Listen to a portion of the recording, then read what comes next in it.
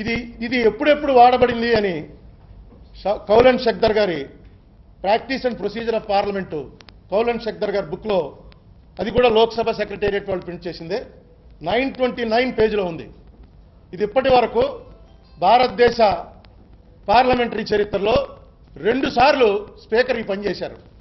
ఒకసారి 28 జూలై 1955లో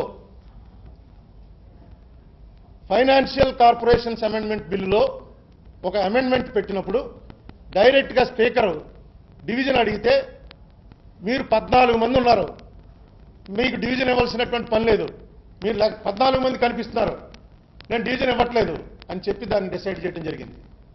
అది 28 జూలై 1955. మళ్ళీ 18 ఏప్రిల్ 1956లో పంత్ గారు మూవ్ చేసి, అది కూడా మళ్ళీ ఈ రీఆర్గనైజేషన్కి సంబంధించిందే, ఫజల్ అలీ కమిషన్కి సంబంధించినటువంటి బిల్లులు వారు ప్రవేశపెట్టి ఆ బిల్లు విత్డ్రా చేసుకోవడానికి పర్మిషన్ అడిగారు.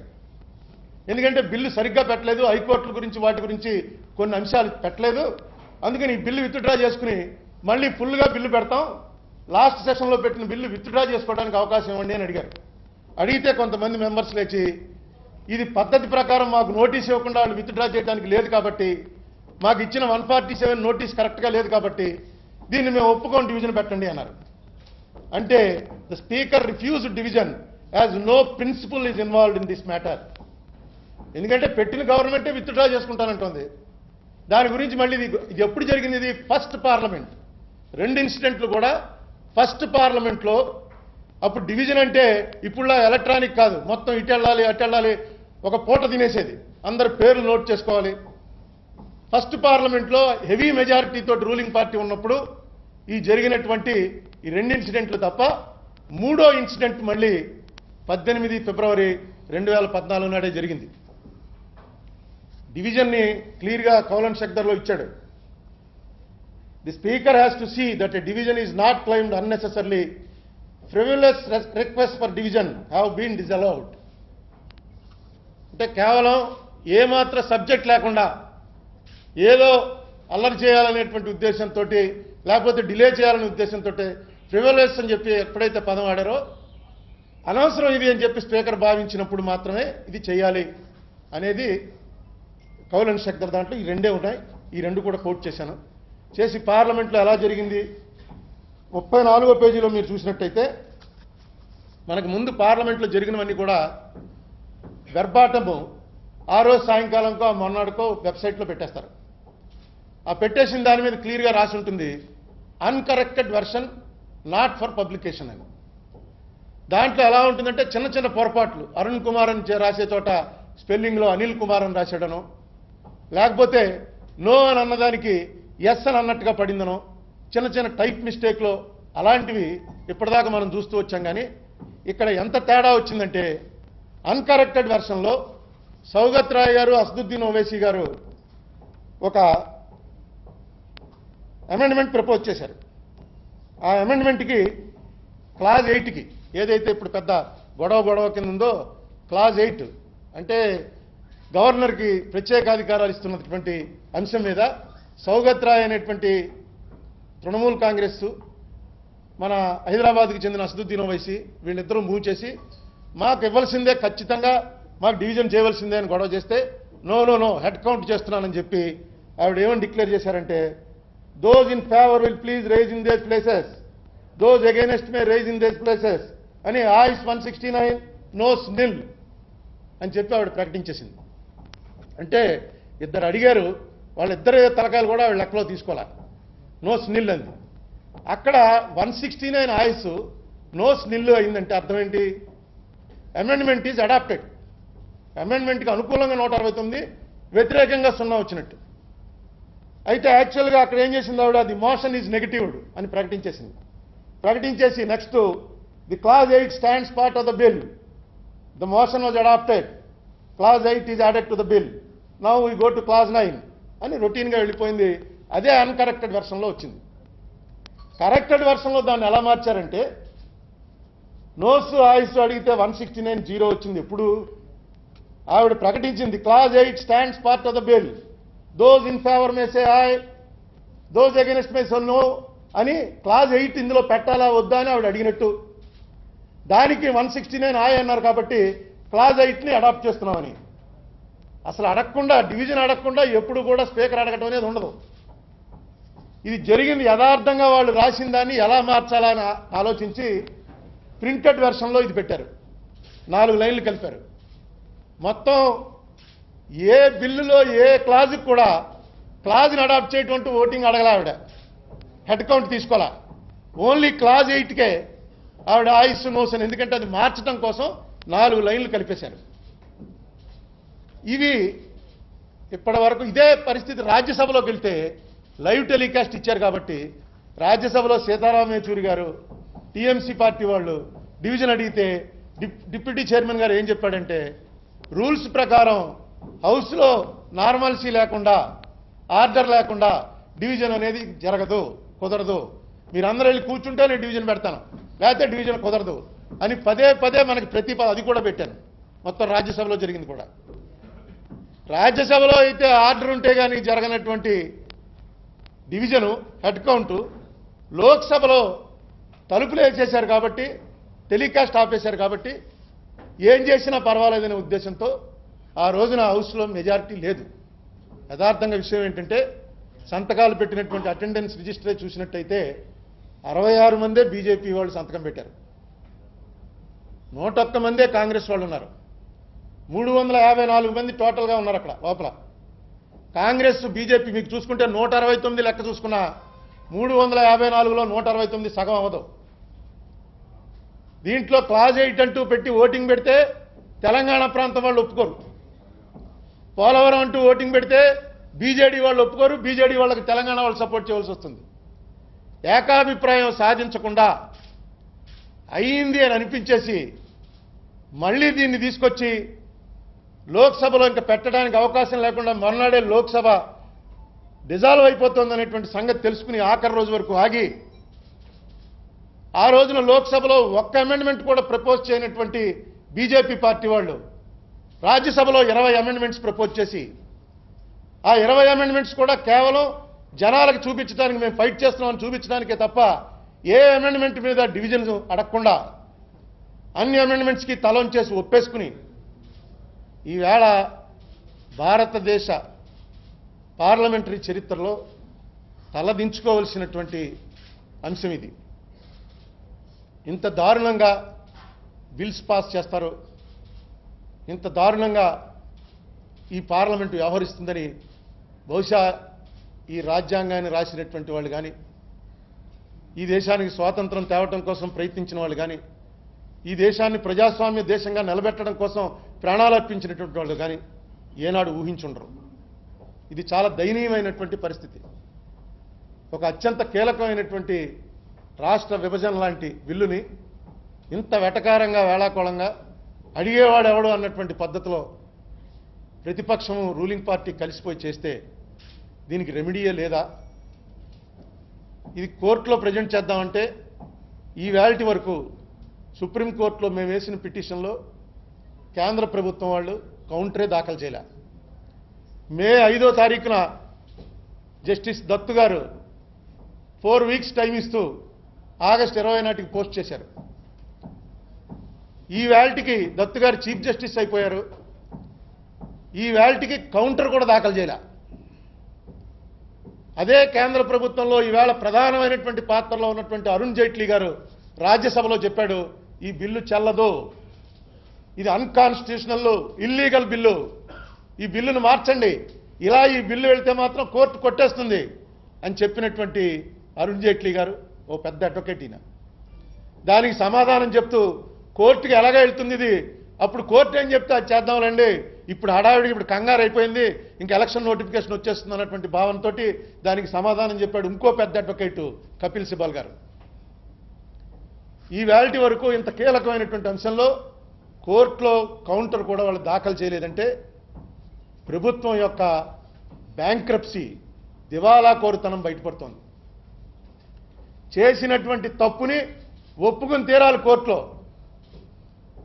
ఒప్పుకోవడం ఇష్టం లేదు, ఎలా దాటవేయాలా అనేటువంటి ప్రయత్నం చేస్తున్నారు. ఈ విషయం నేను జూలై 10వ తారీఖున మనకి సంబంధించినటువంటి 25 మంది ఎంపీలు ఉన్నారు లోక్సభలో. వాళ్ళందరికీ కూడా మెయిల్ చేశాను. మెయిల్ చేసి దీని మీద లోక్సభలో ఒకరోజు చర్చ ప్రవేశపెట్టండి. ఎందుకంటే బీజేపీ వాళ్ళు ఎంక్వైరీ పెడతామని కూడా వాళ్ళు ఎలక్షన్ టైంలో ప్రామిస్ చేశారు. లోక్సభలో జరిగినటువంటి సంఘటనల మీద మా ప్రభుత్వం రాగానే ఎంక్వైరీ జరిపిస్తామని కూడా ప్రకటించారు. ఇప్పటి వరకు లోక్సభలో జరిగింది ఎంత లోపభూయిష్టంగా జరిగిందనడానికి ఉదాహరణ ఆంధ్ర తెలంగాణ రాష్ట్రాలు విడిపోయి సంవత్సరన్నర అయినా ఇప్పటి వరకు పరిష్కరించబడినటువంటి సమస్యలు ఎన్నున్నాయో మనకు కనబడుతున్నాయి. రోజు గొడవే.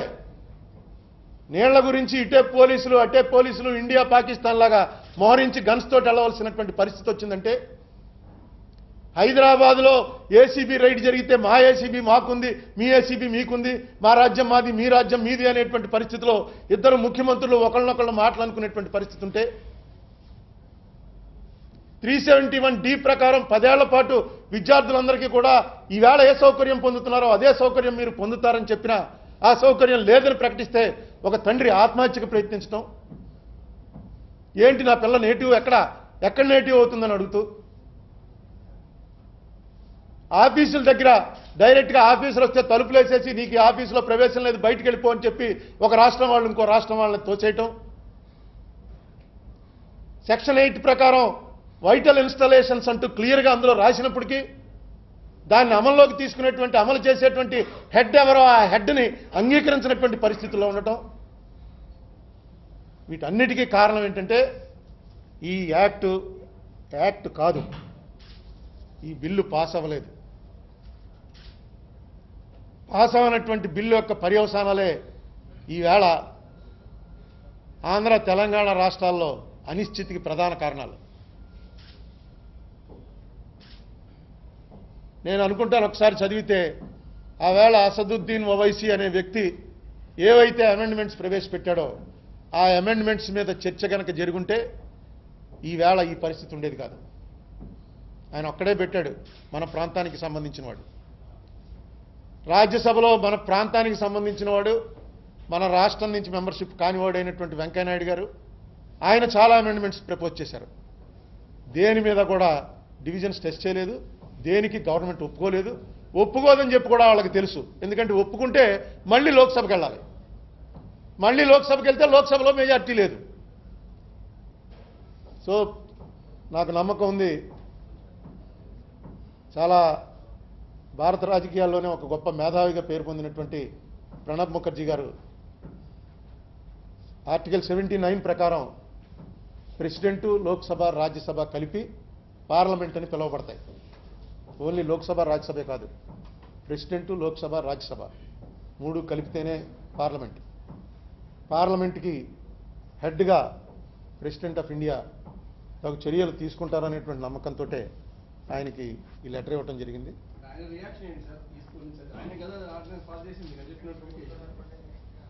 జనరల్గా ఈ బుక్ బయటకు వచ్చే వరకు ఇది ఎవరికీ తెలియదండి.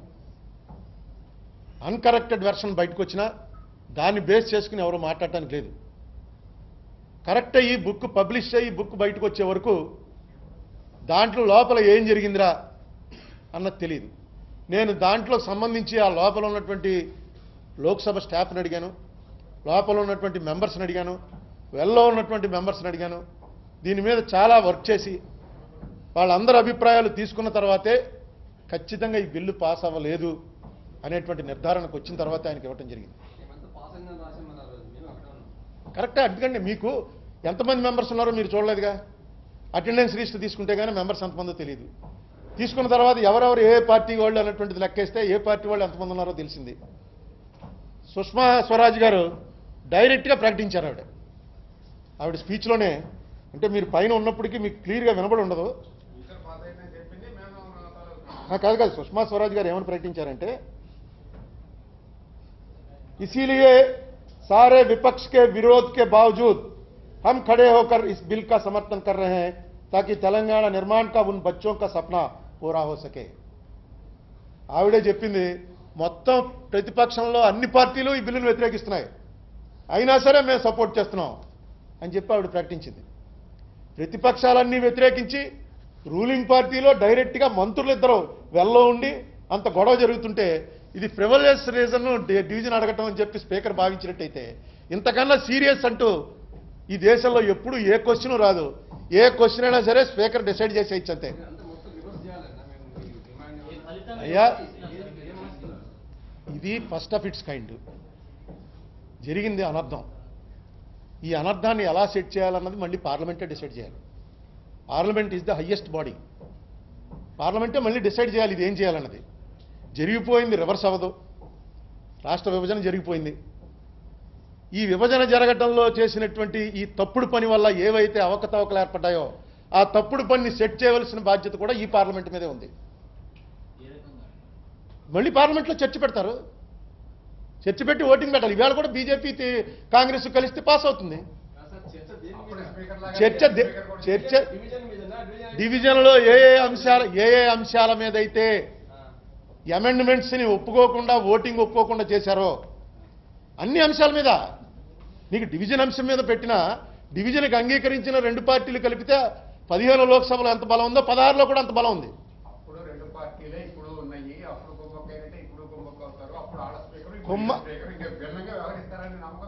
నమ్మకం లేకపోతే ప్రజాస్వామ్యం మీద నమ్మకం లేనట్టే, కాన్స్టిట్యూషన్ మీద నమ్మకం లేనట్టే. నాకు నమ్మకం ఉంది కాబట్టి అనిపించింది, మీకు నమ్మకం లేకపోతే అది కూడా ఉంది. ఎస్, ఇది చూసిన తర్వాత అనిపిస్తుంది ఏదైనా చేయొచ్చని. నాకెక్కడో అనుమానం, ఎందుకంటే ఇలాంటివి రెక్టిఫై చేసుకుంటుంది ఇండియన్ డెమోక్రసీ ఫ్లరిష్ అవుతుంది అనేటువంటి నమ్మకం ఉంది నాకు. అందుకే దీన్ని కరెక్ట్ చేయాలి. చేసినటువంటి తప్పును తప్పు చేసిన వాళ్ళు ఒప్పుకోవాలి, ఒప్పుకుని తప్పును కరెక్ట్ చేయాలి. లేకపోతే అసలు ఈ రాజ్యాంగానికే ఇక్కడ ఏమీ వాల్యూ లేదు, ఈ పార్లమెంటరీ డెమోక్రసీకే వాల్యూ లేదు. తలుపులు వేసేస్తారు, బిల్లు పాస్ అయిపోయిందంటారు, బయటకు వచ్చేస్తారు. ఏంటి నెక్స్ట్ ఇలాగే జరుగుతుంది. ఎవరు ఏం చేయగలం? దీని ప్రొసీజర్ని ఫాలో అవ్వకపోతే, ఆ ప్రొసీజర్ని కాన్స్టిట్యూషన్ని ఫాలో అవ్వకపోతే ఖచ్చితంగా దాన్ని రెక్టిఫై చేయవలసినటువంటి బాధ్యత ఉంది. అసలు ఈ పార్టీకి ఇది కోర్టులో రీచ్ అయి ఉంటే కోర్టులోనే అడుగుదాం. కోర్టు దీనిలో ఇంటర్ఫీర్ అవ్వలేదు, కానీ కోర్టు కెన్ డెఫినెట్లీ సే ఈ ప్రశ్న పార్లమెంట్లో డిసైడ్ అవ్వాలి అని ఖచ్చితంగా కోర్టు అంటుంది. నేను అందుకే ఇది నాకు తెలిసి అప్పుడే 9 నెలలు ఉన్నా, 9 నెలల నుంచి పట్టు కూర్చోట కారణం ఏంటంటే కోర్టులో కేసు వస్తుంది, కోర్టులో మెన్షన్ చేస్తే కోర్టు ప్రొసీడింగ్స్ మీదకి వెళ్ళి విచారణ జరపలేదు. కానీ ఈ సబ్జెక్ట్ ఏదైతే రైజ్ చేశారో that is also depending on parliamentary published, Lok Sabha secretariat publish చేసిన ఆ రికార్డింగ్స్ మీదే బేస్ అయ్యి ఇది చెప్పాం. కాబట్టి ఖచ్చితంగా కోర్టు ఇది పార్లమెంటే డిసైడ్ చేయాలనే మాట చెప్తుంది. కోర్టు ఆ రోజు ఏం చెప్తుందో చేద్దామని కపిల్ సిబల్ గారు, అరుణ్ జైట్లీ గారు రాజ్యసభలో అంగీకరించారు. కాబట్టి అది జరుగుతుంది అనేటువంటి ఉద్దేశంతో వెయిట్ చేస్తూ వచ్చాను. అయితే కోర్టులో ప్రభుత్వం కౌంటర్ వేయటానికే, అప్పుడే సంవత్సరన్నర అయిపోయినా కౌంటర్ వేయటానికే ఏమాత్రం ఆసక్తి చూపించట్లేదు. కౌంటర్ వేయకపోయినా ఏం చేయాలో అది చేసేటువంటి పరిస్థితుల్లో కోర్టులు లేవు. అందుకని ఇక వెయిట్ చేయలేక దీన్ని ప్రెసిడెంట్ ఆఫ్ ఇండియా ఆయన హెడ్ కాబట్టి హెడ్కి పట్టుకెళ్ళి ఇచ్చాను. మీ ద్వారా ప్రజలకు కూడా తెలియజేస్తున్నాను. ఈ బుక్లో జాగ్రత్తగా మీరు ఫాలో అయినట్టయితే, ఒకసారి చదివినట్టయితే మీకే అర్థమవుతుంది ఎంత.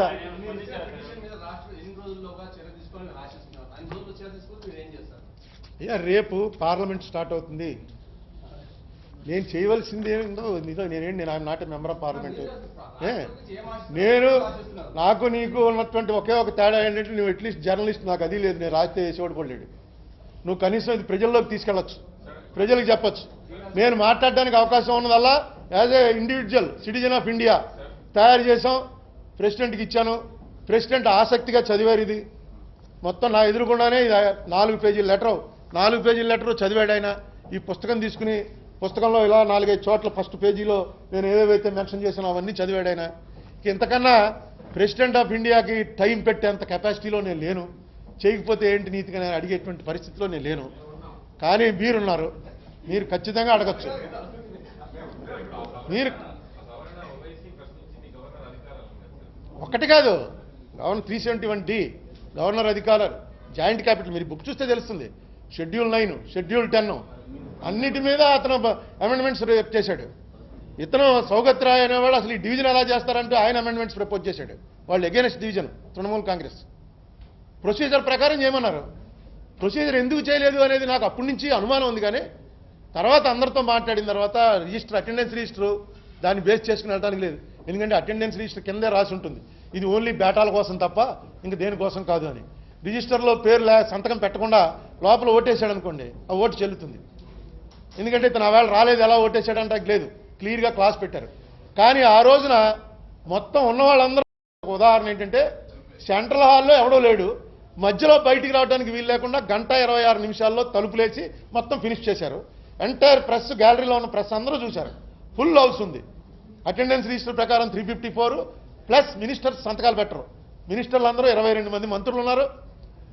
అపోజిషన్ లీడర్ సంతకం పెట్టదు. అపోజిషన్ లీడర్ ఉంది. అరౌండ్ 400 మెంబర్స్ 354 సంతకాలు పెట్టారు. ఇది కాకుండా ఇంకో 30 మంది అన్నా ఉన్నారు.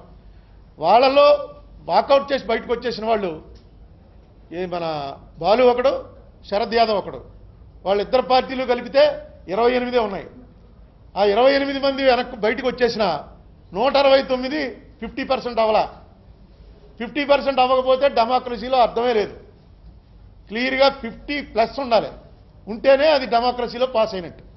ఇవన్నీ కూడా చూసుకునే ఇప్పుడు ఎందుకు చెప్పట్లేదంటే పొడుగు ఎక్కువ అవుతుందని అన్ని పేపర్లు, అటెండెన్స్ రిజిస్టర్లు, ఆ రోజు ఎవడెవడు ఏ పార్టీ అన్ని నోట్ చేసుకునే ఉన్నాను. దీని మీద చర్చ కనుక ప్రారంభమైతే, ఒకరోజు లోక్సభలోనో రాజ్యసభలోనో చర్చ ప్రారంభమైతే ఆ చర్చలో ఇవన్నీ తీసుకొచ్చి రెక్టిఫై చేసుకోవడానికి అవకాశం ఉంది. కాబట్టి పెప్పర్ స్ప్రే మీద ఎందుకు ఎంక్వైరీ పెట్టలేదు? ఎప్పుడూ జరగనటువంటి సంఘటన. పెప్పర్ స్ప్రే అనేది అక్కడ కొడితే కొట్టింది ఎవరో అతనేం డినై చేయలే, సీక్రెట్గా కొట్టలే. ఒక్క మనిషే పెప్పర్ స్ప్రే వాడాడు. ఆ ఒక్క మనిషి ఎవరో అందరికీ తెలుసు. అతను బయటకు వచ్చి క్లియర్గా చెప్పాడు మీడియాతోటి, నేనే కొట్టాను, నా మీద దాడి జరిగింది కాబట్టి నేను కొట్టానని. వెంటనే బీజేపీ వాళ్ళు చెప్పారు దీని మీద ఎంక్వైరీ చేస్తాం, మా ప్రభుత్వం రాగానే దీని సంగతి తెలుస్తా ఉన్నారు. ఈ వేల్టీ వరకు ఎందుకు దాని విషయం అసలు ఎవడో ఎందుకు పట్టించుకోలేదు? అసలు పెప్పర్ స్ప్రే లాంటి ఒక ఇన్సిడెంట్ని జరిపించినట్టయితే టెలికాస్ట్ ఆపేసి తలుపులేసేసి మెజార్టీ లేకపోయినా పాస్ చేసేయచ్చు అనేటువంటి అభిప్రాయం ఏమన్నా కాంగ్రెస్ ప్లస్ బీజేపీకి వచ్చిందా? ఎందుకంటే ఇద్దరూ కలిసే చేశారు. ఈ బిల్లు ఇద్దరూ కలిసే చేశారని దానికి ఉదాహరణ కూడా సుష్మా స్వరాజ్ గారి స్పీచ్లో చెప్పింది. వెంకయ్యనాయుడు గారు, జయరాం రమేష్ గారు పొద్దున మాట్లాడుకుని ఏవైతే కాగితాలు రాసుకున్నారో ఆ కాగితాలన్నీ నా దగ్గర ఉన్నాయి, ఆ కాగితాల ప్రకారం బిల్లు ఎందుకు పెట్టలేదని చెప్పి ఆవిడ అడిగింది. ఎవరు చేశారా బిల్లు అంటే వెంకయ్యనాయుడు, జయరాం రమేష్ కలిసి చేశారు అని పార్లమెంట్లో అపోజిషన్ లీడర్ సుష్మా స్వరాజ్ గారు డైరెక్ట్, అది కూడా ఉంది ఒకసారి చదవండి, డైరెక్ట్గా చెప్పింది ఆవిడ. మాకు ఇచ్చిన కాగితాల్లో ఉన్నాయి కానీ మీరు పెట్టిన బిల్లులో అవి కనపట్లేదంటని. అంటే షిండే గారు అప్పుడు అమెండ్మెంట్ పెట్టాడు. పెట్టి పోలవరానికి సంబంధించినటువంటి ఆ మండలాలు ఏవైతే ఉన్నాయో, గ్రామాలు ఏవైతే ఉన్నాయో ఆ గ్రామాలు పెట్టాడు. అది అగ్రీడ్ వెంకయ్యనాయుడికి, జయరాం రమేష్కి. ఆ అమెండ్మెంట్ పాస్ అయింది. ఇది కాదు మండలాలు మొత్తం కలపాలన్నది మళ్ళీ బీజేపీ వాళ్ళు. అది ఆ రోజునే మండలాలు మొత్తం కలపాలని అమెండ్మెంట్ పెట్టుంటే మొత్తం కలిసిపోను. మళ్ళీ రాజ్యసభలో వెంకయ్యనాయుడు గారి దగ్గరుండి పెట్టించినట్టు, ఆయనే స్పెషల్ కేటగిరీ స్టేటస్ తెచ్చినట్టు, 5 ఏళ్లకు ఒప్పుకోనట్టు 10 ఏళ్ళు నేను ఇస్తానని చెప్పి ప్రకటన చేయటం, మోడీ దగ్గరికి తీసుకొచ్చి మోడీ చేత ప్రకటన చేయించడం, ఇవన్నీ కూడా పొలిటికల్గా నడిచాయి తప్ప కాన్స్టిట్యూషనల్గా ఒక డ్రామా నడిపించారు తప్ప దీంట్లో కొన్ని రాజ్యాంగ విధులు ఉంటాయి, రాజ్యాంగబద్ధంగా ఉండాలి. పార్లమెంటరీ డెమోక్రసీ మీద నమ్మకం పోయే పరిస్థితుల్లో మనం వ్యవహరించకూడదు అనేటువంటి ఆలోచన ఆనాటి పాలక పక్షానికి, ప్రతిపక్షానికి లేకపోవటం వల్ల ఇటువంటి అఘాయిత్యం జరిగింది. సో ఇది తీసుకురావటం, బయటికి తీసుకురావటం ఒక భారత పౌరుడిగా నా బాధ్యత కాబట్టి దీన్ని బయటికి తీసుకొచ్చాను.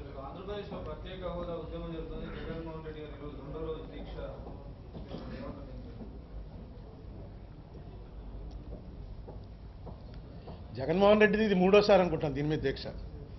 ఢిల్లీలో ఒకసారి, అక్కడ ఇప్పుడు ఒకసారి, మొన్న దీక్ష క్యాన్సిల్ అయినట్టుంది. ఇది రూలింగ్ పార్టీ తమకు అనుకూలంగా వాడుకోవాలి. ఇప్పుడు స్టేట్కి స్పెషల్ కేటగిరీ స్టేటస్ రావడం అనేది స్టేట్లో అందరికీ ఆమోదయోగ్యం. అది it's a promise. Manmohan Singh cabinet 5 ఏళ్ళకి ఇస్తూ పాస్ చేసింది. వీళ్ళు కాదు మేము 10 ఏళ్ళు ఇస్తాం, దీన్ని ఏం పరిగణలో తీసుకోకండి, మేము ఇస్తే 10 ఏళ్ళకి ఇస్తామని చెప్పారు. ఈవేళ దాని గురించి ఎందుకు మాట్లాడట్లేదు, ఎందుకు పడుతున్నారో నాకైతే అర్థం కాల. స్పెషల్ కేటగిరీ స్టేటస్ అనేది లేకుండా చేయడం కోసం ఇంకో పెద్ద కుట్ర జరిగింది. వరల్డ్ బ్యాంక్ వాళ్ళు ప్రకటించినట్టుగా అన్నిట్లోకి చాలా గొప్ప స్టేట్ ఏదంటే పరిగెత్తుకెళ్ళి పెట్టుబడి పెట్టాలంటే 1 గుజరాత్, 2 ఆంధ్రప్రదేశ్ వచ్చింది. ఇంకా ఏర్పడి సంవత్సరం కూడా కాకుండానే, ఒక్క పరిశ్రమ కూడా రాకుండానే హైదరాబాద్ నుంచి ఒక్క పరిశ్రమ ఇక్కడికి ట్రాన్స్ఫర్ అవ్వాలా. సినిమా వాళ్ళని రోజు అడిగేవారు. వాళ్ళు సినిమా షూటింగ్ ఎక్కడ జరిగితే అక్కడ గొడవ చేసేవారు. వెళ్ళిపోతారు సినిమా షూటింగ్ అన్నారు. వెంటనే సినిమా వాళ్ళు మేము ఎక్కడి నుంచి రావడానికి వీలు లేదు, మేము ఇక్కడే ఉంటాం, మాకు ఎక్కడే బాగుందని ప్రకటించారు. ఏ ఒక్క పెద్ద ఇండస్ట్రీ సీమాంధ్ర ప్రాంతం వాళ్ళకి చెందిన ఏ పెద్ద ఇండస్ట్రీ కూడా అక్కడి నుంచి తరలించడానికి సిద్ధంగానూ లేదు. వాళ్ళని వెళ్ళిపోమని అడిగే పరిస్థితిలో టీఆర్ఎస్ గవర్నమెంటు లేదు. ఇంకా రండి అంటున్నారు. ఎలాగ ఆంధ్రాకి ఆ కేటగిరీ స్టేటస్ వచ్చిందా అని దానికి సంబంధించినటువంటి చరిత్ర చదివితే ఇది అలా వచ్చింది. ఇది వరల్డ్ బ్యాంక్ వాళ్ళు పెట్టింది కాదండి. ఈ సర్వే చేసింది కేజీఎంఎఫ్ ఏదో ఒక కేజీపీఎఫ్ ఏదో ఉంది. ఒకసారి మీరు వెబ్సైట్లోకి వెళ్ళని తెలుస్తుంది. కేపీఎంజీ వాళ్ళని నరేంద్ర మోడీ గారు అడిగట్ట. గుజరాత్లోనో ఎక్కడో మీటింగ్, ఢిల్లీలోనో మీటింగ్ జరిగితే ఆ మీటింగ్లో మీరు నేషనల్ లెవెల్లో ఒక సర్వే చేయండి అని ఆయన అడిగాడని, ఆయన అడిగిన దాని మేరకు 98 ఎన్నో క్వశ్చనీర్లు ఒకటి తయారు చేశారని, ఆ క్వశ్చనీర్లు అన్ని రాష్ట్ర ప్రభుత్వాలకి పంపారు. అటువంటి వాటిని ఆన్సర్ చేయడంలో ఆంధ్రప్రదేశ్ వాళ్ళు ఎక్స్పర్ట్లు కాబట్టి మీకు ఇండస్ట్రీ అప్లికేషన్ పెట్టిన ఎన్నాళ్ళలో పర్మిషన్ ఇస్తారు అంటే అప్లికేషన్ ఇవాళ పెడితే నిన్న సాయంత్రమే మీకు చేరిపోతుంది పర్మిషను. వేసేసారు ఎవడో రాయినంత. ఎందుకంటే ఆన్లైన్లో ఒక ఎక్కడైనా సరే చెట్లు గిట్లు నరకాలనుకుంటే ఆన్లైన్లో అప్లై చేయించట, అంటే చదివితే అందులో ఉంది. ఎక్కడైనా ఒక ఇండస్ట్రీ పెట్టాలని చెట్లు నరకాలంటే దాని ప్రొసీజరు ముందు రెవెన్యూ వాడి దగ్గరికి వెళ్ళాలి, రెవెన్యూ వాడు పర్మిషన్ ఇవ్వాలి, ఫారెస్ట్ వాడు వచ్చేది ఫారెస్ట్ ప్రోడక్టా, టేక్ చెట్టా, మామూలు చెట్టా చూడాలి, ఆ చెట్టుకి రేటు కట్టించడానికి మళ్ళీ సర్వేయర్ రావాలి, ఇన్స్పెక్టర్ రావాలి, కరణం మునసబు బోల్డ్ అంత ప్రొసీజర్ ఉంది. ఆన్లైన్లో అప్లై చేస్తే మేము ఇచ్చేస్తామని ఒక సమాధానం ఇచ్చారు. అన్నీ ఇలాంటివే. ఇలాంటి సమాధానాలన్నీ ఇస్తే అసలు ప్రపంచంలోనే ఫస్ట్ వస్తుంది. మరి ఎందుకు గుజరాత్ వచ్చిందంటే నరేంద్ర మోడీ గారు చేయించుకున్నాడు కాబట్టి గుజరాత్కి ఫస్ట్ ప్లేస్ ఇచ్చారు, సెకండ్ ప్లేస్ ఏమో ఆంధ్రప్రదేశ్కి ఇచ్చారు. ఇది చూపించి ఇది మహా ఆనందంగా మనం ఆనందపడుతున్నాం. ఇది చూపించారు, రేపు చెప్తారు దేశంలో. ఎందుకంటే ఇండస్ట్రీస్ కోసమే స్పెషల్ కేటగిరీ స్టేటస్, ఇండస్ట్రీస్ రావటం కోసమే అని చెప్పింది ఎవరు? వెంకయ్యనాయుడు గారు. ఈ special category status Manmohan Singh government ఇచ్చింది, కానీ మన్మోహన్ సింగ్ గవర్నమెంట్ ఉద్దేశం అది కాదు. ఉండుంటే లోక్సభలోనే పెడతారు. మన్మోహన్ సింగ్ గవర్నమెంట్ ఒప్పుకుని వెంకయ్యనాయుడు గారు 10 ఏళ్ళు అడిగితే కాదు 5 ఏళ్ళని 5 ఏళ్ళకి ఒప్పుకుని తర్వాత క్యాబినెట్లో తీర్మానం చేసింది. ఒప్పుకున్నారు కాబట్టి తీర్మానం చేశారు. అసలు ఈ ఐడియాయే వెంకయ్యనాయుడు గారిది. వాళ్ళు ఎలక్షన్ ఎక్కడానికి కారణమే స్పెషల్ కేటగిరీ స్టేటస్. ఈ స్టేటస్ మీదే బ్రహ్మాండమైనటువంటి సినిమా చూపించారు. ఈవేళ స్పెషల్ కేటగిరీ స్టేటస్కి ఇండస్ట్రీస్కి సంబంధం ఉందండి అంటారు. మరి సంబంధం లేనప్పుడు వెంకయ్యనాయుడు గారు ఆ రోజున అభిమన్యుడు అర్జునుడిలాగా అర్జునుడు పద్మవ్యూహంలోకి వెళ్ళినట్టుగా ఛేదించుకుని వచ్చేసాడు ఆయన. మొత్తం జరిగిన రాజ్యసభలో సగం టైం ఆయనే మాట్లాడాడు. మాట్లాడిన సగం టైము స్పెషల్ కేటగిరీ స్టేటస్ గురించే. అంత అనర్గళంగా మాట్లాడింది అందరూ లైవ్ చూసి. ఎందుకంటే అప్పుడు చాలా డిప్రెషన్లో ఉన్నారు సీమాంధ్ర ప్రాంతంలో అందరూ. ఇంత ఉద్యమం జరిగితే మన అసెంబ్లీలో రిజెక్ట్ చేసి పంపిస్తే లోక్సభలో ఇదేంటారు తలుపులు వేసేశారు, టెలికాస్ట్ ఆపేశారు, బిల్లు పాస్ అయిపోయింది అంటున్నారు. మంత్రులు వెళ్ళలో అరిచారు. అది కూడా మీ పేపర్లో రాశారు కాబట్టి తెలిసింది మంత్రులు వెళ్ళలో ఉన్నారని, ఇలా గొడవ జరిగిందని, లోపల స్పీకర్ ఏమి లెక్క చేయకుండా చేసేసిందని. ఆ టైంలో రాజ్యసభ లైవ్ మొత్తం వీళ్ళు చేసిన నిరాహార దీక్ష శిబిరాలు అన్నిట్లో టీవీలు పట్టుకొచ్చి పెట్టేశారు. పెట్టి రాజ్యసభ లైవ్లో వెంకయ్యనాయుడు గారు వీర విహారం చూసి ఆ రోజునే డిసైడ్ అయిపోయింది బీజేపీ పార్టీ ఎవరికి సపోర్ట్ చేస్తే వాళ్ళు గెలుస్తారని. బీజేపీ సొంతంగా పోటీ చేసినా ఎప్పుడూ ఆంధ్రప్రదేశ్లో రాలని నోట్లు వచ్చుండేవి. అంత బ్రహ్మాండంగా ఆ ప్రజెంటేషన్ ఇచ్చాడైనా. ఆ ప్రజెంటేషన్ ఫలితంగానే ఆ బీజేపీ టీడీపీ ఎలియన్స్కి అడ్వాంటేజ్ వచ్చింది. ఈవేళ ఎందుకండి అని అంటున్నారంటే ఇవ్వలేకపోతే ఇవ్వలేమని చెప్పండి. క్లియర్గా మీరు నిజం చెప్పడం అనేది ఎప్పుడూ మంచిది. ఎన్నాళ్ళు ఈ అబద్ధాల మీద కడతారు? చంద్రబాబు నాయుడు గారికి తెలుసు ఈ ఎందుకే స్పెషల్ కేటగిరీ స్టేటస్ కాదు, ఇండస్ట్రీస్ కావాలి, నాకు పరిశ్రమలు రావాలి, నాకు ఇంకోటి రావాలి, అవి రావాలి, ఇవి రావాలి అని చెప్తున్నాడు. కానీ ఆయన అది కూడా వస్తుంది, దాని పక్కనే అది కూడా వస్తుంది. దీంట్లో అంత విశేషమేం లేదు. ఆంధ్రప్రదేశ్ రాష్ట్ర విభజనే ఒక పెద్ద అనర్థమైపోయినటువంటి స్టేట్కి ఏమిచ్చినా మిగతా వాళ్ళు మాట్లాడరు. ఎందుకంటే ఆ రోజు అందరూ చూశారు ఎంత సీమాంధ్ర ప్రాంత ప్రజల్ని ఎలా పేకనొక్కి చేశారో. ఏముంది ఇవ్వండి. తెలంగాణకు సంబంధించిన ఎంపీ కేసీఆర్ గారు కూతురే మొన్న టీవీలో చూశాను. ఆంధ్రప్రదేశ్కి స్పెషల్ స్టేటస్ ఇవ్వాలంటే మేము కూడా మీతో పాటు వచ్చి పోరాడతాం. ఎవరు అబ్జెక్ట్ చేస్తున్నారు నాకు అర్థం అవట్లేదు. అబ్జెక్ట్ చేయడానికి దీనికి ఏమైనా రూల్స్ ఉన్నాయా? పోనీ ఆ రూల్ వైలేషన్ అనడానికి క్లియర్గా ఎకనామిక్ వైబిలిటీ లేని స్టేట్లకు ఇవ్వచ్చు అన్నదే రూలు. ఇది ఆ స్టేట్ కింద వస్తుంది. ఆంధ్రప్రదేశ్ విడిపోయినటువంటి రాష్ట్రంలో ఏ నిర్ణయం తీసుకున్నా అది ఇన్సిడెంటల్, సప్లిమెంటల్, కాన్సిక్వెంటల్. ఇది కూడా అందరికీ తెలుసు. ఆంధ్రప్రదేశ్కి స్పెషల్ కేటగిరీ స్టేటస్ అనేది పూర్తిగా పొలిటికల్ పాయింట్. అది బీహార్ ఎలక్షన్లు అయిపోయాక ఇస్తారో అని చెప్పి అంటున్నారు. ఎందుకంటే బీహార్లో ఎప్పటి నుంచో డిమాండ్ ఉంది కాబట్టి బీహార్ అయిపోయిన తర్వాత ఇస్తారని అంటున్నారు. ఏమో చూద్దామండి. ఇంత డిలే అవ్వకూడదు. ఈవేళ ఇప్పటికే 1.5 years డిలే అయింది. దాంట్లో జగన్మోహన్ రెడ్డి నిరాహార దీక్ష చేసినా, చంద్రబాబు నాయుడు గారు నిరాహార దీక్ష చేసినా, ఎవరు చేసినా సరే అది రాష్ట్రం కోసం చేస్తున్నారు కాబట్టి అది సఫలం కావాలని నేను కోరుకుంటున్నాను.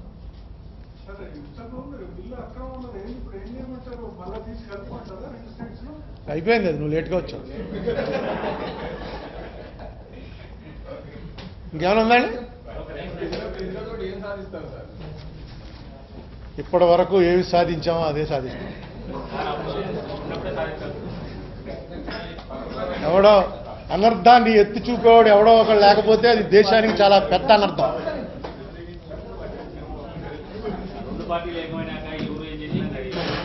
పద్ధతి ప్రకారం చేయాలి.